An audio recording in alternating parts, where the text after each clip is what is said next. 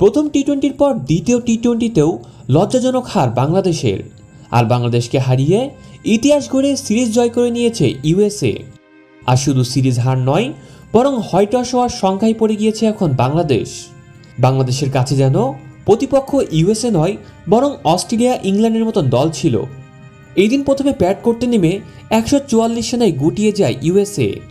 আর 145 রানের লক্ষ্য তারা করতে নেমেই ব্যাটিংয়ে যেন নাজেহাল অবস্থা বাংলাদেশের। প্রথম বলে আউট হয়ে যান সৌম্য সরকার। এরপর 15 বলে 19 রান করে আউট হন তানজিদ হাসান। 30 রানে 2 উইকেট হারায় বাংলাদেশ। তবে এরপর তাওহিদ হৃদয়কে সঙ্গে নিয়ে বাংলাদেশের জন্য দারুণ সম্ভাবনা জাগান অধিনায়ক নাজমুল হোসেন শান্ত।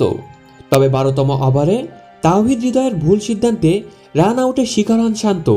36 রান করে আউট হন তিনি। তবে শান্তকে আউট করে তেমন কিছু করতে পারেনি তাওহিদ হৃদয়ও। 25 রানে আউট হন তিনি।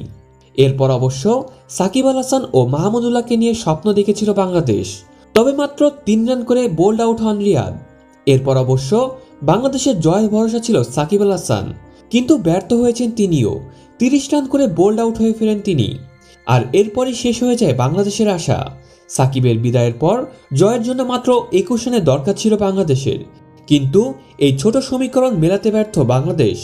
শেষ মুহূর্তে অবশ্য রিশাদ হোসেন আশা জাগালেও হারের লজ্জা নিয়ে মাঠ ছাড়তে হয়েছে বাংলাদেশকে।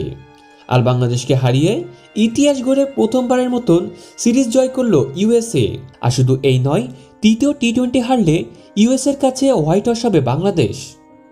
প্রিয় দর্শক, ইউএসএর মতন নবগঠিত দলের সামনে বাংলাদেশের অবস্থা যদি এমন হয়, তাহলে টি-20 বিশ্বকাপে কী অবস্থা হবে বাংলাদেশের?